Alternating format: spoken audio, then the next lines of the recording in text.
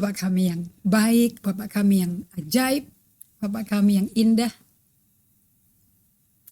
Kami bawa diri kami tenang di kaki-Mu. Kami duduk untuk mendengar firman-Mu. Bikin pikiran kami tenang Tuhan. Supaya kami bisa fokus kepadamu. Mengarahkan mata kami hanya tertuju padamu. Menyelesaikan pertandingan iman kami. Terima kasih Tuhan untuk sore hari yang indah ini. Kuduskan pikiran kami dan kami persembahkan hati kami menjadi pertajam telinga kami sebagai telinga seorang murid sesuai Yesaya 50 ayat 4 dan lidah kami untuk berbicara yang membangun, menguatkan. Kami minta ini hanya di dalam nama-Mu Yesus supaya di masa Lenten ini terjadi spiritual formation, pembentukan kerohanian kami dalam jiwa kami sehingga karakter Kristus semakin bertumbuh dan semakin nyata. Terima kasih untuk penyertaan-Mu dalam nama Yesus Kristus. Amin. Oke. Lenten season, the season of returning. Ini 40 hari. Oke. Dan dari tanggal 17 Februari kita mulai dengan Rabu Abu dari umat Tuhan dari keluarga Katolik sampai 2 April itu kematian Yesus, dan 4 April tentu kita tahu semua itu kebangkitan Yesus. Dan pesan Tuhan di musim ini adalah Yoel 2 ayat 12 dan seterusnya. Saya mau kasih tahu pada Anda semuanya. Kalau Tuhan mengajak kita kembali kepada Dia, okay? Ini namanya the season of returning. Kalau Tuhan mengajak kita untuk kembali kepada Dia, bukan karena kita ketangkep basah dan berdosa, dan kita akan dihajar, kita akan dimarah-marahin, kita akan dihardik. Salah. Kalau dulu saya memberikan gambaran image yang seperti itu, sambil saya buka Yoel 2 ya. Saya minta maaf pada semua Anda. Seperti Tuhan bisa mentransformasi saya dan menyembuhkan saya dan memperbaiki service saya, overhaul engine saya.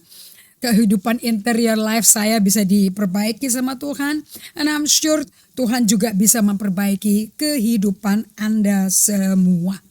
Nah, di pesan Tuhan melalui Nabi Yoel. Di Yoel 2 ayat 12 dan sampai 25 saudara-saudara. Oke. Saya mesti bukunya baru kali ini ya. Alkitab saya. Nah, lihat baik-baik. Tidak ada pesan pertobatan itu tujuannya karena Tuhan tuh demen menghardik-hardik umatnya, marah-marahin gitu ya. Enggak. Dia berkata, tetapi sekarang juga demikianlah firman Tuhan di musim ini, Prapaskah ini. Berbaliklah kepadaku dengan segenap hatimu. Dengan berpuasa, dengan menangis dan dengan mengaduh. Mengadu itu begini, aduh aku udah nyakitin Tuhan, aduh aku kok udah tinggalin Tuhan udah lama ya. Di musim ini aku mau berbalik kepada Tuhan. Anda puasa dari apa yang mengambil, mencuri semua kesenangan Anda, kegemaran Anda. Sehingga Anda tidak gemar sama Tuhan, Anda gak seneng sama Tuhan, hatimu menjauh. Sekarang Anda puasa dari apa yang mengambil perhatian Anda ke Tuhan atau perhatian Tuhan ke Anda yang disingkirkan dengan gadget atau makan-makan atau jalan-jalan. Anda puasa dari makan-makan, Anda puasa dari gadget-gadget, dari hobi-hobi apapun. Lebih memakai jam gadget itu untuk mencari Tuhan. Nah, nanti Anda akan mengaduh. Kemudian dikatakan kalau mau koyakan hati, jangan koyakan bajumu. Jangan nanti mahal belinya, repot. Ini ekonomi lagi parah ya, jangan beli-beli baju terus. Berbaliklah kepada Tuhan Allahmu. Lihat, mau dihajar, mau dihukum atau apa ini? Sebab Dia pengasih dan penyayang, panjang sabar dan berlimpah kasih setia. Dia kok nyesel loh karena hukumannya. Siapa tahu? Mungkin Dia mau berbalik dan nyesal dan ditinggalkannya berkat, bukan hukuman, bukan punishment. Dan Dia akan bisa melimpahkan pada kita belas kasihannya dan menjadi korban sajian dan korban curahan bagi Tuhan Allahmu. So, saya mau kasih tahu pada Anda semua, kalau tiap kali kita mendapat pesan dari Tuhan, berbaliklah, bertobatlah. Kayak Yesus pun khotbahnya cuma 4 kata, bertobatlah karena kerajaan surga sudah dekat. Jadi dia mau kasih kerajaan, bagaimana dia mau maki-maki kita. Jadi kalau hamba Tuhan marah-marahin jemaat, bertobat kau. Atau orang tua marahin anaknya dari keluarga Kristen, bertobat ngana. Karena ngaco ini semua ini. Sudahkah tidak capek-capek kau? Ayo bertobat ngana. Itu salah. Itu sebetulnya yang orang tua Anda kepingin Anda ngikutin maunya dia. Tapi kalau berbalik ke Tuhan, itu penyampaiannya lemah lembut. Penyampaiannya baik. Karena tujuannya untuk menerima kasih sayang Tuhan, kesabaran Tuhan, kasih setia Tuhan. Dan dia akan nyesel kok kalau sampai mau menjalankan hukuman, dia nyesel. Ini kita lihat ini semua ada di kehidupannya Yunus. Nah, bagaimana dengan Anda? Ketidaktaatan, pemberontakan seorang nabi. Pastor Evelyn kaget. Ini orang di 5 jawatan loh, kok kayak begini kualitasnya. Hanya karena Anda punya gelar, punya jawatan, gak berarti Anda perfecto. Gak berarti Anda udah serupa Kristus, Not yet. We are being perfected. Okay? Nah, kita lihat di Yunus 3 ayat 10. Saya ngikutin PowerPoint saya ya. Nah, kita lihat di sini bagaimana Allah memberikan sama tadi kayak kepada jemaat Israel yang udah murtadnya bajingan. Tapi dia serukan balik ke aku. Kenapa kok balik ke Tuhan? Karena dia mau kasih belas kasihan, kasih sayang, kasih setia. Gak ada cambukan-cambukan tuh, gak ada kata-kata yang yang menyabet-nyabet, yang melukai hatinya. Gak ada. Tuhan gak pernah nyabet dengan kata-kata pedes kepada jemaat yang kurang ajar. Gak pernah. Karena dia hatinya Bapak. Nanti mau jadi hakim nanti, bukan sekarang. Ini masa kasih karunia. Nanti jadi hakim pas Yesus balik kedua kali. Then he will be the judge. Waktu itu gak ada. Manis-manis lagi udah gak ada. Udah telat. Mesti sekarang. Coba pakai kehidupan Anda masih bisa makan pisang goreng, ngopi, makan martabak telur, martabak manis. Ya, selain dari itu ingat. Sekali-kali balik ke Tuhan dong. Supaya Anda bisa hidup di dalam hadiratnya dan bergaul dengan Tuhan. Itu aja kok yang dia minta. Right? So, di Yunus 3:10. Yunus dipanggil Tuhan. Dipilih Tuhan untuk membawa pesan. Pesannya cuma 8 kata. Kepada bangsa Niniwe. Itu dari raja sampai rakyat sampai hewan. Sadis saudara. Sadis, jahat sekali. Sampai Yunus itu menggambarin kesadisan mereka. Sampai bilang buat apa suruh bertobat. Nanti juga kalau bertobat disayang. Udah maksiat kerjaannya keji, kejam, sadisme. Ngapain nanti bertobat malah dapat kasih sayang. Mestinya dihukum dong. Gue sih gak mau ngurusin mereka. Biar aja biar musnah biar mereka. Biar kebakar mati. Ini Nabi marah. Ini Nabi tidak mau sama sekali melihat belas kasihan Tuhan itu diberikan ke orang Niniwe sama sekali. So dia berkata seperti ini. Tapi Anda lihat ya ayat 10 Yunus 3. Mereka bertobat. Ketika Allah melihat perbuatan mereka itu, yakni bahwa mereka berbalik dari tingkah lakunya yang jahat, menyesal Allah. Sama gak sama Yoel 2 tadi? Ayat yang ke 13, 14. You see, Anda hanya mau dengan lemah lembut, hatinya mau balik ke Tuhan. Udah. Padahal belum dijamin kelakuan kita, perilaku kita berubah loh. Tapi hati kita terenyuh, insaf dan berbalik ke Tuhan. By the way 2 Timotius 2 ya, gak ada di PowerPoint nih. Ayat 25-26. Kalau sampai kita bisa sadar dan insaf, itu aja anugerah Tuhan. Karena Paulus tulis surat kepada Timotius, gembala Efesus. Siapa tahu mungkin Tuhan kasih kesempatan bertobat. Nah, supaya mereka bisa menerima kebenaran. Dan kebenaran yang mereka tahu memerdekakan mereka. Akibatnya mereka bertobat. Berubah dan lepas dari jerat iblis yang mengikat mereka atas kehendak iblis. Jadi kalau ada orang ngelawan terus, itu memang ada iblisnya di belakangnya. Oke, nah yang bisa mempermainkan, menguasai jiwa kalau dibiarin terus.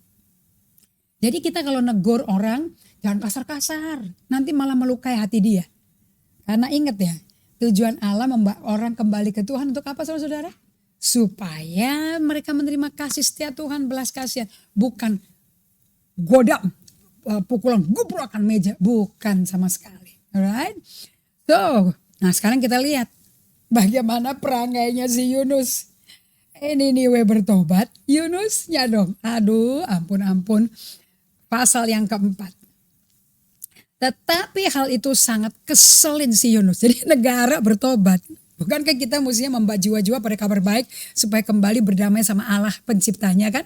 Mestinya senang dong, apalagi hamba Tuhan. Benar? Dia enggak, dia marah saudara-saudara. Tetapi hal itu sangat mengesalkan hati Yunus. Lalu marahlah dia. Dan berdoalah ia kepada Tuhan katanya. Dia doa loh, ingat doanya. Ini ngobrol sama Tuhannya kayak gini dialognya. Ya Tuhan, bukankah telah kukatakan itu ketika aku masih di negeriku.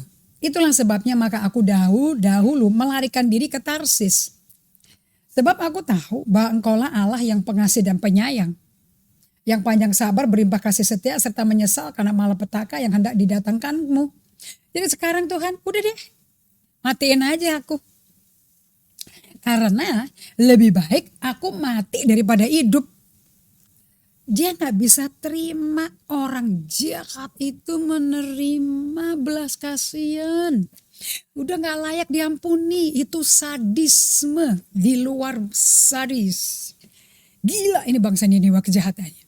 Oke, bisa dilihat dari reaksinya si Yunus, dia gak bisa terima. Oke, nah lanjut ayat 4. Tuhan jawab, layak ya kamu marah ya, pantas nih kamu marah.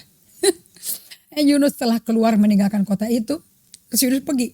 Jadi dia ngomong sama Tuhan sambil jalan pergi, turning his back to God. Dan tinggal di sebelah timur. Timur itu selalu lambangnya away from the presence of God. Dan dia mendirikan di situ sebuah pondok dan dia duduk di bawah naungannya menantikan apa yang akan terjadi atas kota itu. Masih nyecer, masih percaya, dia mau lihat bom, api belerang dari surga, bakar hidup-hidup tuh. Seperti kejadian 19 tentang Sodom Gomora. Ayat 5. Yunus telah keluar meninggalkan kota itu dan tinggalkan. Dia nunggu ya, tragedi apa akan terjadi nih. Maaf, ayat 6. Lalu atas penentuan Tuhan, aduh saya suka banget nih kata-kata ini. Lalu atas penentuan Tuhan, lingkari saudara. Anda mesti punya Alkitab kayak saya, Alkitab saya di rumah. Berat bukunya, jadi saya pakai yang lebih ringan. Saya lingkarin atas penentuan Tuhan. Under the sovereignty of God and God's decree. Tumbuh pohon jarak, kalau bahasa Inggrisnya gourd tree. Gourd itu pohon pare, saudara. Melampaui kepala Yunus untuk menaungi agar dia terhibur daripada kekesalan hatinya. Makanya dikasih pare, saudara, pohon pahit. Dan Yunus sangat bersuka cita karena pohon jarak gitu. Satu-satunya kalimat di mana dia senang bersuka cita hanya karena pohon pare, saudara, pohon jarak. Karena dia teduh. Pasti dia botak kali ya. Ayat 7. Tapi keesokan harinya ketika fajar menyingsing, garis bawahi lingkari lagi Alkitabnya. Atas penentuan Allah, datanglah seekor ulat. Ini ulatnya pasti giant ya. Yang gerek pohon jarak itu sehingga layu. Saya gak ngerti apa sih digerek itu. Aku pikir diseret gitu loh. Tanaman saya di rumah. Tadi pagi saya banyak motong banyak daun saudara, keroak-keroak semua saudara. Ada yang habis sampai akarnya, dimakanin ulat sampai botak bener-bener. Tapi ulat yang diketemuin saya nggak segede ini, sampai pohon pare bisa digerek loh. Ini pasti ulatnya naga kali ya. Segera sesudah matahari terbit, atas penentuan Allah, bertiuplah angin timur yang panas terik sehingga sinar matahari sakitin kepala si Yunus. Lalu dia rebahlah, lesu dia mati kepanasan saudara. Dan berharap supaya mati, jadi baru setengah mati ternyata. Terus dia ngeluh lagi, lebih baik gue mati, lebih baik daripada gue mati. Karena dia kepengen ada penghakiman dulu. Dihancurin dulu tuh Niniwe, baru yang selamat ya selamat gitu lah. Maksudnya dia mau begitu. Tapi berfirmanlah Allah kepada Yunus, layak ya engkau marah kepada pohon jarak ya? Jawabnya, selayaknya aku marah sampai mati, kata si Yunus. Iya, sebetulnya aku layak marah sampai mati kalau bisa. Aduh. Lalu Allah berfirman, dia gak setuju sama Allah loh nih. Dia contending with God. Karena kau sayang ya kepada pohon jarak. Pohon jarak, nanam juga kagak, numbuhin juga kagak. Lu sayang, kamu senang sama itu. Enak waktu pohon jaraknya mati dalam satu malam, marah kamu. Kamu lebih peduli ngurusin satu pohon jarak. Yang kamu tanam juga kagak, ngidupin juga kagak. Bagaimana tidak aku sayang kepada Niniwe, kota yang besar itu.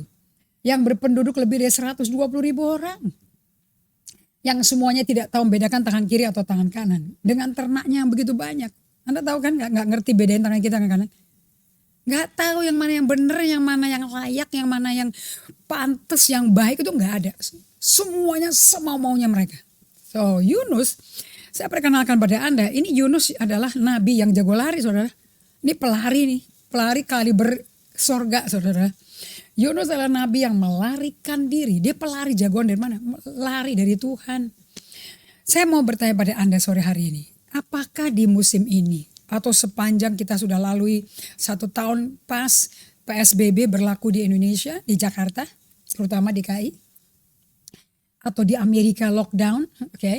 Dan terus, apakah Anda sedang lari dari Tuhan juga? Apakah Anda selama ini lari dari Tuhan kayak gini loh? Anda kesel mengenai sesuatu hal, gak bisa memproses di emosi Anda.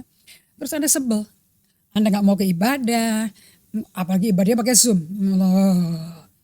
Apa repot-repot, udah males dengerin firman. Ya tentu gak mungkin dong di join the meeting, kemudian off kamera. Gak mau, pasti semuanya off.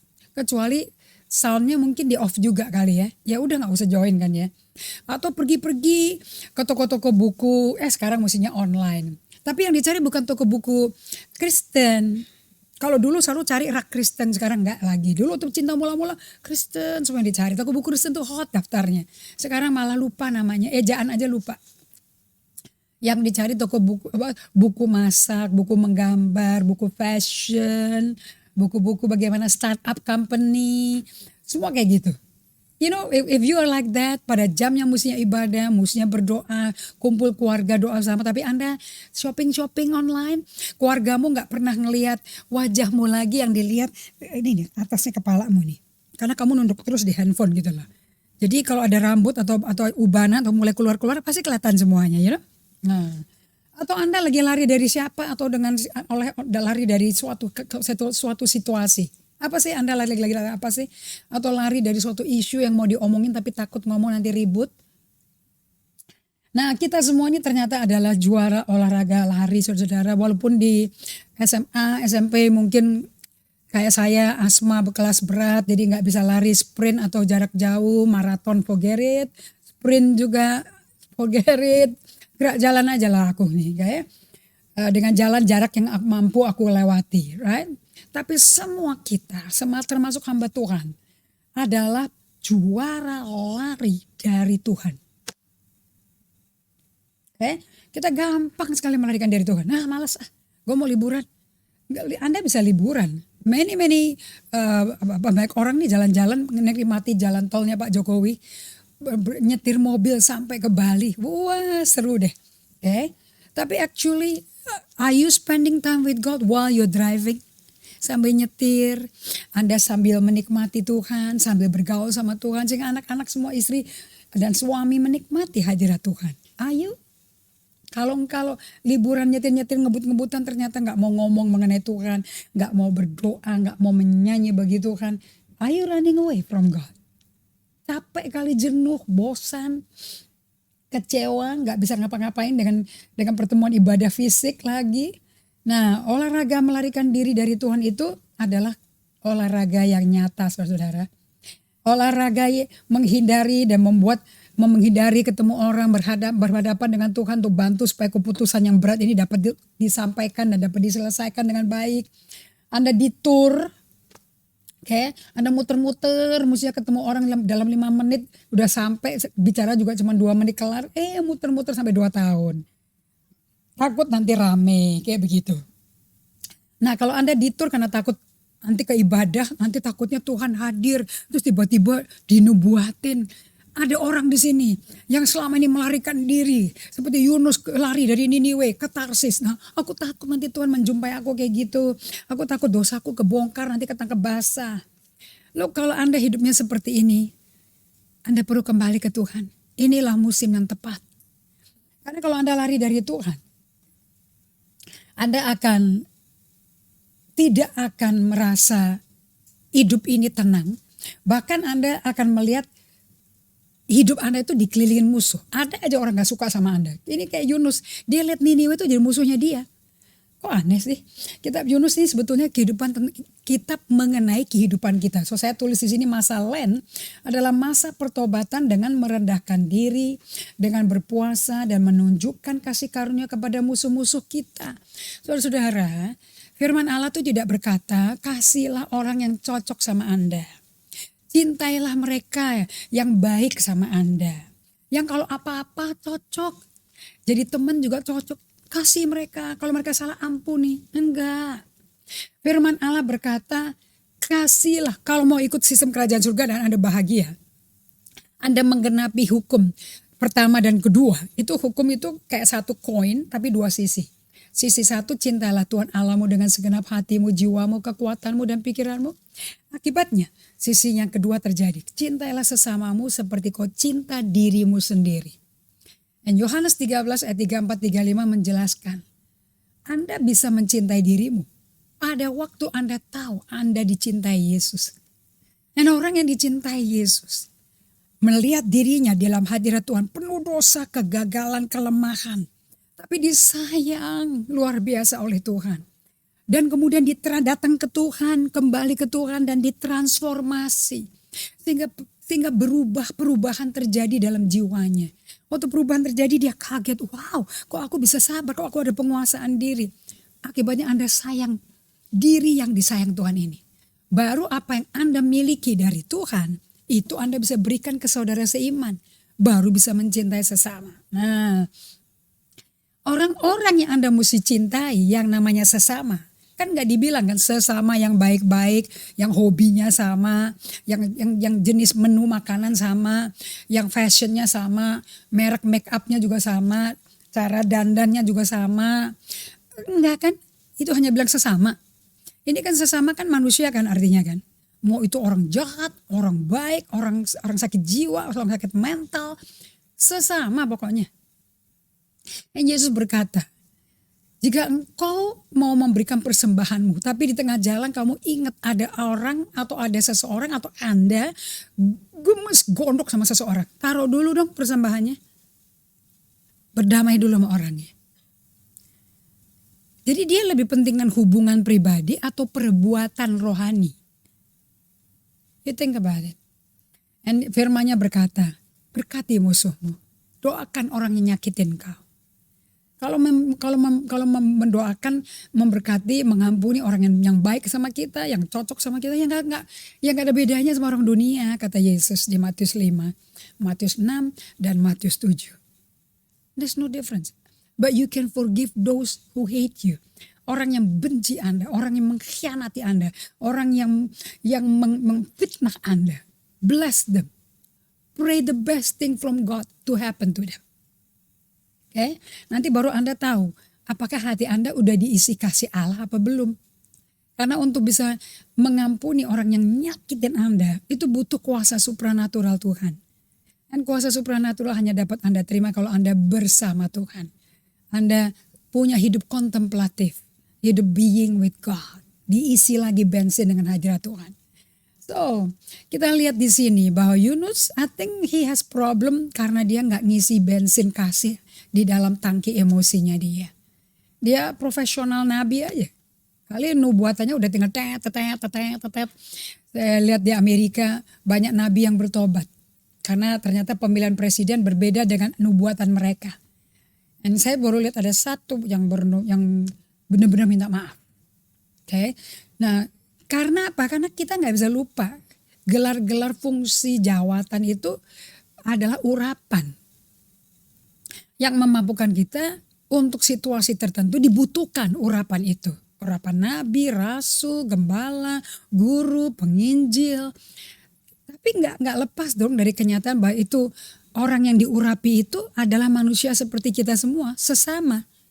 Sehingga Allah nggak berkata kasihlah 5 jawatan saja. Enggak kan? Kasihlah sesama. Manusianya itu loh. Nah. So di Yunus 1 saya mau bagikan kepada Anda. Bagaimana Yunus itu di bahasa Indonesia mengingkari panggilan Tuhan. Kalau di bahasa Inggrisnya he ran away from the presence of God. Yunus flees from the presence of God. Kabur dari hadirat Tuhan. Okay? Karena dia gak setuju sama Tuhan. And isn't it interesting bahwa Tuhan mesti pilih nabi yang gak setuju sama dia? Isn't it interesting?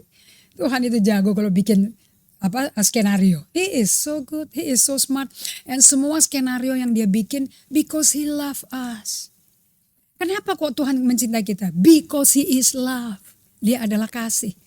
And dia pribadinya is love. Jadi kalau suruh gak mengasihi gak bisa.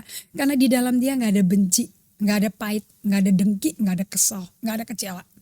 All he has is a love. So kalau Anda mau minta Tuhan gak mencintai Anda, mustahil. He just mustahil. He loves you. Makanya Anda ada di Bible Study sore ini. Because you love him. Karena dia first love you. 1 Yohanes 4 ayat 19 katakan, dia lebih dulu mencintai kita. Makanya kita mampu mencintai dia. Right? Nah, Yunus 1 ayat 1 dan 3. Datanglah firman Tuhan kepada Yunus bin Amittai. Demikian. Saya lompat ya, nubuatnya kan tahu ya. Beritahu kepada bangsa Niniwe dalam 40 hari kalau tidak bertobat akan ditunggang balikkan negaranya. Akan diratakan, dibakar hangus, tinggal pasir. Tapi lihat responnya Yunus. Beda sama Nabi Yesaya. Kalau Yesaya, siapa yang akan kuutus? Ini aku Tuhan, utus aku. Kalau Yunus lain, ngamuk. Dia gak minta orang lain diutus, dia tinggal aja, ditinggalin ya Tuhannya. Yunus bersiap untuk melarikan diri ke Tarsis. Jauh dari hadapan Tuhan. Lingkari itu. Jauh dari hadapan Tuhan. Ia pergi ke Yafo, itu bagian portnya ya. Dan mendapat di sana sebuah kapal yang akan berangkat ke Tarsis. Ia membayar biaya perjalanan, dia beli tiket santai deh. Naik kapal, berlayar bersama-sama dengan mereka ke Tarsis. Saya pakai huruf gede tuh. Diulangi lagi. Jauh dari hadapan Tuhan. 2 kali loh, repetitif. Ada hukum repetition dalam homiletika. Berarti Tuhan menekankan yang ini, bukan ikannya yang ditekenin. Anda kalau jangan Yunus langsung konotasi ikan. Justru Yunus adalah nabi yang jauh dari Tuhan, pergi dari Tuhan, jauh-jauh supaya gak ketemu Tuhan lagi. Nah, itu yang mestinya Anda ingat karena ada hukum repetition. 1 ayat 2 kali ditulis. Yunus jauh dari hadapan Tuhan. Yunus jauh dari hadapan Tuhan. Yang ditekankan itu jangan ikan paus. Itu juga bukan ikan paus. Ayat 11. Dan bertanyalah mereka. Akan kami apakan sih engkau? Nah jadi waktu dia berlayar. Tuhan atas perintah Tuhan. Ya ini saya mesti tambahin sedikit karena saya gak masukin ayatnya. Atas perintah Tuhan. Badai menerpa. Badai angin taufan menerpa samudra laut. Menghempas kapal itu, nampar kapal itu sampai hampir pecah kapalnya. Terus si Yunus ngumpet ke bagian bawah basement dari kapal. Tidur nyenyak saudara. Ini pasti dia udah kebal ya hati nuraninya. Mata hatinya udah buta kali. Telinganya udah budek saudara. Sampai sensitivitas perasaannya mati loh. Emosi aja gak kerja loh. Feelingnya no feeling. Oke. Bertanyalah si orang-orang itu. Akan kami apakan engkau Yunus. Supaya laut ini jadi reda dan tidak menyerang kami lagi. Sebab laut semakin menggelora. Nah ini kalau saya fast track ya. Anda kan tahu mereka buang undi kan. Undinya jatuhnya di kaki Yunus. Terus Yunus ditanya, kamu siapa? Aku orang Ibrani, takut akan Allah pencipta langit dan bumi, bla bla bla bla, dia cerita. Terus udah gitu bilang, kamu berbuat apa sih? 2 kali kan ditanya itu. Ya memang sih gara-gara aku sih, ini jadi kita kena badai. Udah gitu mereka nggak langsung buang si Yunus seperti Yunus minta, buang aja deh aku ke laut, nggak langsung loh. Barang-barang hartanya penumpang dibuang. Rugi kan ya? Coba semuanya kenal suara Tuhan yang ada di Yunus. Buang aku dibuang. Nanti berhenti, reda. Sautnya kepada mereka ayat 12. Angkatnya aku, campakkannya aku dalam laut. Maka laut ini akan menjadi reda dan tidak menyerang kamu lagi. Sebab aku tahu, saudara-saudara. Tenang sekali ngomongnya bahwa karena akulah badai besarnya menyerang kamu. Kemudian mereka angkat Yunus lalu mencampakkan ke laut. Lautnya berhenti mengamuk. Orang itu, lihat ya ayat yang ke-16. Orang jadi takut sama Tuhan. Tuhan huruf besar. Artinya apa? Tuhan penyelamat. Siapa Tuhan penyelamat? Tentu Yesus. Tentu Allah Abraham, Ishak, Yakub. Jadi satu kapal berbalik ke Tuhannya Yunus. Mereka membuat nasar, kasih korban-korban bakaran. 17, maka atas penentuan Tuhan. Dia dibuang kan? Si Yunus sudah di laut ya. Dia pikir dia kan kepingin mati. Kan dia memang kepingin mati kan. Jadi dia bilang, oke dah gue mati bebas hari ini. Jadi aku gak usah dealing with my feeling yang benci sama orang Niniwe. Enggak, atas penentuan Tuhan, Tuhan kirim seekor ikan besar. Ditelan si Yunus hidup-hidup loh. Dan di dalam perut ikan 3 hari 3 malam. Saudara-saudara, enggak mati. Dia gak dikunyah sama si ikan besar. Dia ditelan hidup-hidup, utuh Yunusnya. Palanya katanya di Yunus 2 penuh sama rumput laut, saudara-saudara, palanya. Nah sekarang saya mau tanya sama Anda. Itu ya, Yunus ini sebetulnya mau dibiarin mati sama Tuhan atau dibiarin hidup ya, saudara-saudara?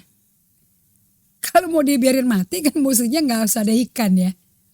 Tapi ternyata ada ikan, terus di 3 hari 3 malam dia tinggal di perut ikan, gak mati. Bahkan dia berdoa pertobatan Yunus 2. Lihat di sini. Saya kasih pertanyaan ke Anda. Apa sih yang nyelamatin nyawa Yunus? Di bagian eksternal Allah pakai alat badai dan ikan besar untuk nyelamatin bagian yang namanya hatinya Yunus. Jadi kalau Anda pikir baik-baik di tengah-tengah pandemi ini, Tuhan izinkan pandemi di luar kita nih semua. Pada pakai masker, social distancing, mestinya jaga jarak aja, jangan sosialnya kan tetap jalan kan, kita kan tetap ketemu ya. Mestinya jaga physical distancing mestinya, tapi berhubungan sosial masih ada. Kita pakai masker, cuci tangan, disinfektan, satu badan disemprot semua alkohol, saudara. Oke, coba Anda tanya, apakah ini badai untuk sedang Tuhan mau urusan dengan hatinya jemaat Tuhan, hati gereja Tuhan?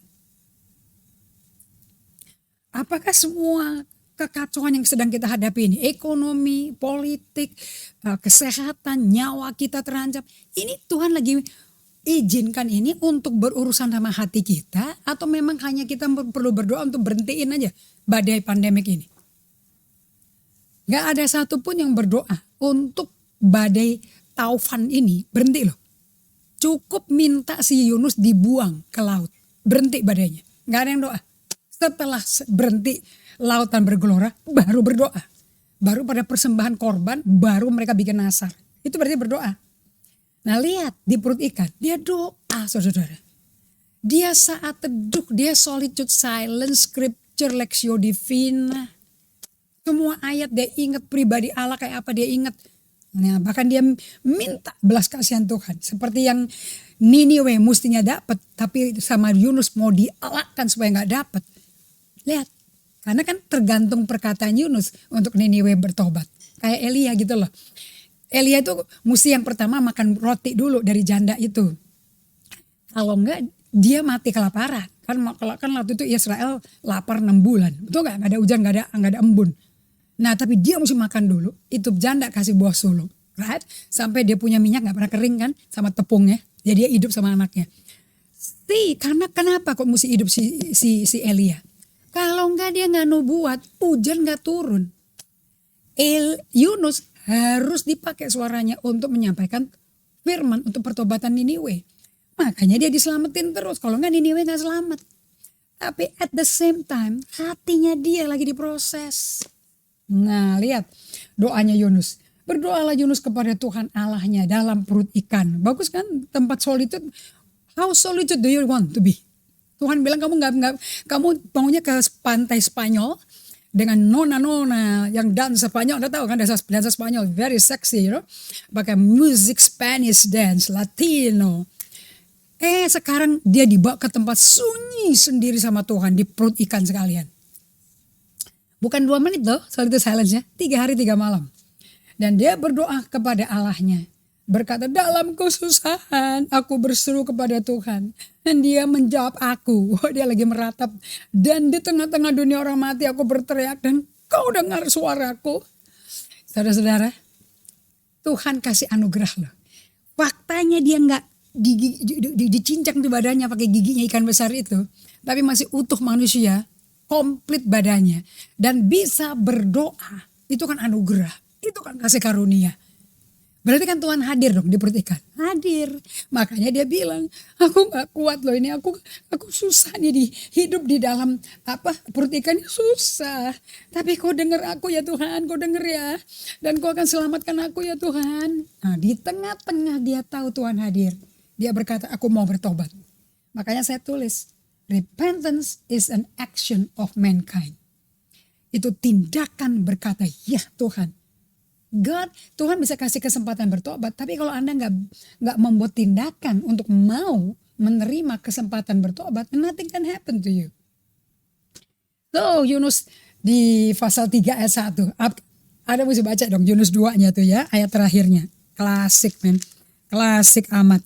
And waktu Allah mendengar dia bertobat, Anda mau tahu apa yang terjadi? Langsung dia dilepasin, this is Yoel, Alkitab saya. Lalu berfirmanlah Tuhan kepada ikan itu. Ikan aja bisa dialog sama Tuhan. Kelewatan ya kalau kita gak dengar suara Tuhan ya. Dan ikan itu pun memuntahkan Yunus. Jadi ikan punya pendengaran rohani saudara-saudara. Dia bisa taat. Yang dimuntahin bukan makanan plankton-planktonnya. Yang dimuntahin cukup Yunus aja katanya. Keren ya Tuhan ya. Ngeluarinnya dari usus ikan tuh sampai ke stomach, sampai ke mulut. Amazing. Kalau sama Tuhan, your mind can go bizarre. Bisa liar dikit gitu. Seru kan kalau mikir sama Tuhan, jangan kaku-kaku. Allah itu kreatif. Sangat-sangat exciting. And dia tuh keluar tuh tanpa VCO, tanpa virgin coconut oil. Yang bikin licin. Langsung pakai kuasa Roh Kudus. Datanglah firman Tuhan kepada Yunus untuk kedua kali tuh. Saya bikin khusus buat Anda. Kata kedua kali saya taruh di situ. Kenapa? To prove to you, to show to you that God is a God of compassion. God is a God of second chance. Allah kita adalah Allah yang memberi kesempatan kedua, ketiga, keempat. Allah gak pernah quit on you. Gak pernah quit on me. Yunus aja gak ditolak sama dia. Seperti Yunus saya disayang kok. Jadi kalau Anda bilang, aku gak layak, aku gini. Baca Yunus. Malu nanti Anda. Yunus aja diampuni ya. Berani nantang Tuhan kayak begini, berani ya. His grace is abundant. Baca dong suratnya Paulus kepada jemaat Efesus. Karena kelimpahan kasih karunia. Kelimpahan tuh gak terukur artinya saudara. Kalkulator Simpua gak akan bisa ngukur berapa liter, berapa banyak. Dan di Yunus 3 ayat 4 dan 5. Lalu Yunus masuk ke kota Niniwe. Dan dia putar itu butuh seharian penuh untuk keliling kota itu. Lalu dia gak tahu dia ketemu tempat di mana. Menarik gak saudara-saudara? Waktu ikan besarnya muntahin si Yunus tuh. Yang lain gak dimuntahin. Yunus doang yang dimuntahin ya. Itu bisa mendarat di pantai. Di daerah di mana Niniwe berada. Bikin film yuk. Bagus ini ceritanya. And Yunus keluar, keliling dulu, dia tur dulu. Dia jalan-jalan dulu, ini kayak apa sih? Dia cuma tahu orangnya jahat gitu, tapi gak tahu kotanya kayak apa. Langsung dia ketemu mungkin tempat yang paling tinggi, dia teriak. 8 kata, 40 hari lagi maka Niniwe akan ditunggang balikan. Lihat ayat 5-nya. Orang Niniwe, saya tambahin di situ ya. 120.000 dan semua hewan bertobat. Baca ayat 6 dan 8 sampai 8. Bertobat. Anda pernah gak ada lihat chihuahuamu, anjing pudelmu yang pakai pita itu tiba-tiba dikasih abu, terus pakai bajunya bukan baju winter, pakai baju kain kabung. Dan gak boleh makan juga gitu, dan nangis semua kayak begitu. Anjing, kambing, sapi, pada kelaparan semua. Oke. Mereka semua pada bertobat saudara. Lalu mereka mengumumkan puasa dan mereka baik orang dewasa maupun anak-anak pada pakai kain kabung. Dan hewan termasuk. This is colossal, phenomenal. So, jadi kitab ini nih sebetulnya isinya apa sih di buku Yunus ini? Ini tentang Nabi Tuhan yang perlu bertobat untuk diselamatin Tuhan. Jadi yang perlu bertobat itu pembawa beritanya sama yang menerima berita. Keren. Apa sih yang ditakutin Yunus sebetulnya, saudara-saudara? Sebetulnya Yunus tuh takut apa? Marah apa sih? Kok sampai nggak mau ke Niniwe itu apa? Yunus nggak mau orang Niniwe itu terima belas kasihan Tuhan. Yunus takut Tuhan itu memberikan kasih sayang dan pengampunan kepada bangsa yang jahat, kejam, sadis kayak begini. Layaknya dibakar langsung. Loh, yang jadi Tuhan kok Yunus ya? Dia belum kan, ini jadi mentang-mentang kita udah jadi hamba Tuhan, pakai gelar nabi, urapan accuracy khotbahnya tuh, wah presisnya luar biasa, nggak pernah salah nubuatannya. Tapi hatinya salah. Sebagai manusia dia salah. Instrumen bejana yang belum beres, saudara-saudara. Nah, jangan Anda terlalu mengkultuskan hamba Tuhan, ya. Anda tuh mesti hati-hati. Jangan sembarangan, kalau orang sudah khotbah bagus, nubuatannya tepat, berarti itu orang suci, udah kayak Yesus. Kalau udah kayak Yesus, kita semua udah rapture. Belum. Oke. Pertobatan apa yang perlu dialami Yunus? Yang basically kita perlu alami juga. Yo tuh, saya tulis ya. Yunus itu perlu bertobat dari judgmentalism, dari judging people. 2, dari self-righteousness. Rasa benar diri. Malah dia di atas Tuhan kayaknya benernya. Dia lupa yang namanya jalan, kebenaran, kehidupan itu cuma Yesus, bukannya Yunus. Dari menumpahkan amarah di tempat yang salah. Dia kirim angernya in the wrong place at the wrong time or the wrong issue. Okay. Yang keempat, dia mesti bertobat dari hati yang keras. Ya orang dia bisa tidur kok di bak kapal, perasaannya di mana? Paling nggak bantu dong, gitu loh. Yang kelima, dia nggak mau ngampuni musuhnya. No way man, orang kayak gitu lewatin mayat gue baru gue ampuni, nggak mau gue. No way. Anda pernah nggak punya pengalaman? Ada orang yang nyakitin, ada begitu rupa sampai ada berdarah-darah. Dan Tuhan atur supaya Anda ampuni dia. He will. Because yang bisa membuat kita menjadi dewasa rohani dan serupa Kristus is to forgive our enemy. Mengampuni musuh kita. That's what Jesus is. Efesus 2, kalau Anda baca ayat 1 sampai ayat 5. 1, 2, 3 itu kondisi kita loh. Kita tuh nolak Tuhan. Kita ngikutin penguasa di udara.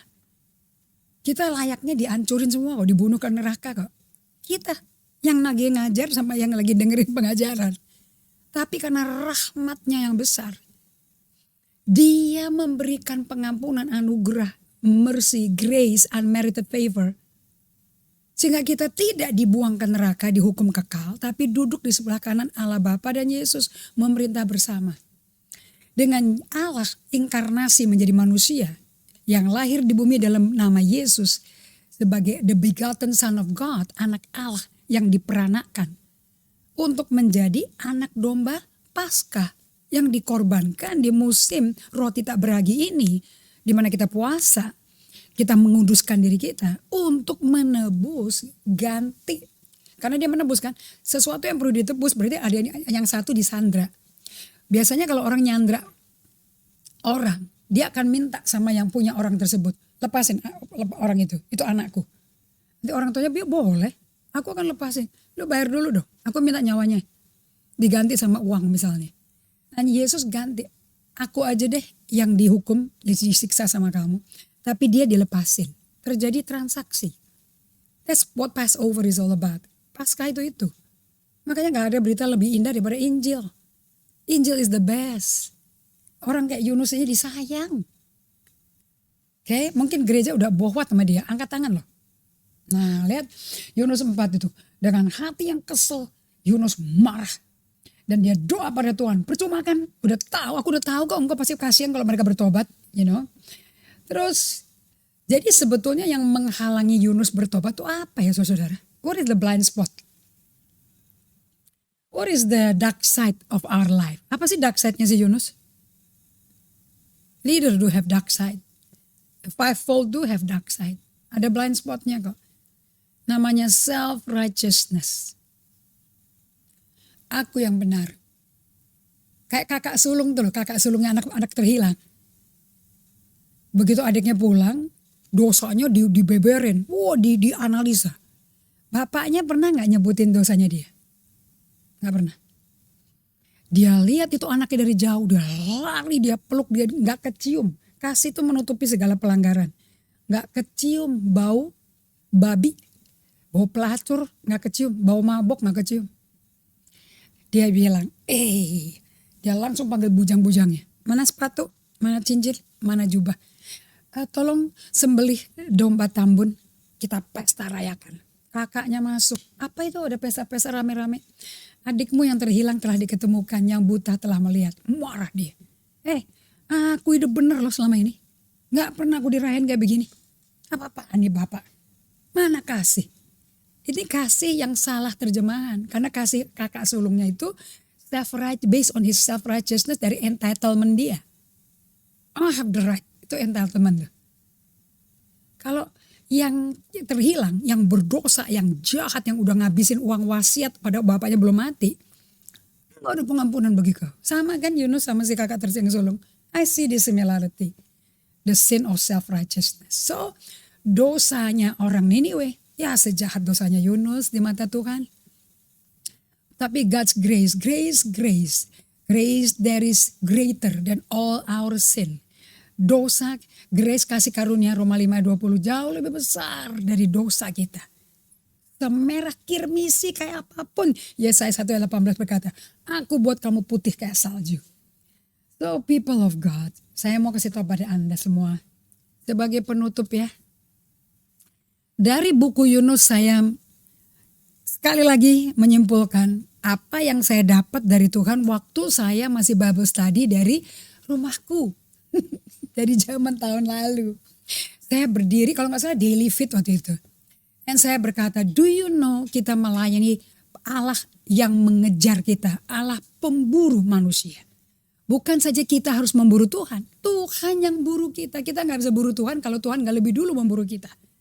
He is a God who look for us, who seek us, who pursued us. Allah nguber Yunus tanpa pantang nyerah. He pursue us. So Christianity is not about we loving God, looking for God, seeking God. Christianity is about God relentless love to seek for us. Kasih yang tak berkesudahan, yang nguber manusia. Sampai hatinya jahat kayak orang Niniwe, si Yunus sejahat Niniwe, dia juga gak sadar, tetap dikasih. Kita gak bisa rubah karakter Allah pengasih penyayang. Makanya di Mazmur 23:6, lihat ini. Kebajikan kemurahan pelaka akan mengikuti aku seumur hidupku. Dan aku akan diam dalam rumah Tuhan sepanjang masa. Look, yang nguber kita apa? Goodness and mercy. They'll follow us. Ini kan nguber saudara-saudara. Dan kenapa kok kita bisa menerima ini semua? Kenapa kok Tuhan mau bertobat? And why do we repent? Ayat Roma 2 ayat 4. I think you like the scripture. Maukah engkau menganggap sepi kekayaan kemurahan Tuhan? Kesabarannya dan kelapangan hatinya? Tidakkah engkau tahu bahwa maksud kemurahan Allah ialah menuntun engkau pada pertobatan. It is the goodness of God that leads you to repentance. Kebaikan Allah yang mimpin kita pada pertobatan. Bukan karena ditakutin, dihoror, digertak-gertak. Bukan. So the relentless love of the Father God who keeps on pursuing us in spite of our obedience and imperfection and in spite of our sin is what keep us align with God. Kita bisa kok selaras sama Tuhan, selangkah dengan Tuhan bisa saudara. And that's God's will. Galatia 5:25. Because dia punya relentless love. Kasih yang tidak mau nyerah. So, saya mau undang Anda semuanya percaya kepada firman ini. Sekarang saya ngerti dari pelajaran kehidupan Yunus. Saya bisa ngomong siapa dong ya yang bisa memisahkan kita dari kasih Kristus? Nobody. Penindasan, kesesakan, penganiayaan, kelaparan, ketelanjangan, bahaya, pedang. Gak ada yang bisa memisahkan. Walaupun karena Yesus, kami ini ada dalam bahaya maut sepanjang hari. Kami telah dianggap kayak domba sembelihan. Tapi dalam semuanya kita ini lebih daripada orang-orang yang menang oleh Dia yang mengasihi kita. Sebab itu aku yakin, baik maut, hidup, malaikat, pemerintah yang ada sekarang maupun yang akan datang. Kuasa baik yang di atas maupun di bawah. Tidak ada yang memisahkan kita dari kasih Kristus. Friends, nobody can separate us from the love of God. Karena Dia mengejar Anda. Don't quit on yourself, don't quit on anybody. Mari kita tundukkan kepala supaya kita diisi dengan kasih Allah dari hadirat-Nya. Thank you Father God. Kasih-Mu tak berkesudahan. Kasih-Mu gak nyerah, pantang menyerah. Kau tetap mau melihat kami diubahkan dari glory ke glory menjadi serupa Engkau. By your supernatural power, resurrection power of Jesus yang kita akan rayakan 4 April di hari Minggu Kebangkitan. Thank you Lord Jesus. In your name we pray. Amen. Well, saya berdoa Anda semuanya dikuatkan dan menangkap isi daripada suratan Nabi Yunus ini. Saya percaya Anda mau bisa bikin kesaksian banyak. Mungkin Anda perlu bersadar insaf, mengakui dosanya Anda. And you need to learn to love those yang bikin Anda udah angkat tangan. Mungkin anak kabur dari rumah, lari ke narkoba, kepahitan, minum-minum alkohol, I don't know. But don't quit on them, because God love you. Baik, kita ketemu lagi hari Sabtu jam 12 siang. Dan saya mau ucapkan terima kasih untuk semua yang sudah kasih komentar dan yang mau belajar. Giliran kita setelah dengar ini pasti dia bawa Tuhan untuk praktek deh. Gak mungkin enggak. Karena dia gak mungkin ngomong dan kembali ke dia. Apa yang dia katakan pasti kita akan dipimpin, dituntun dia untuk alami. Supaya kita berubah. Amen. Sampai jumpa kembali di Sabtu jam 12 siang. And Tuhan berkati. Saya menanti komen Anda. Saya menanti watch party Anda sharing dengan a lot of people. God bless you.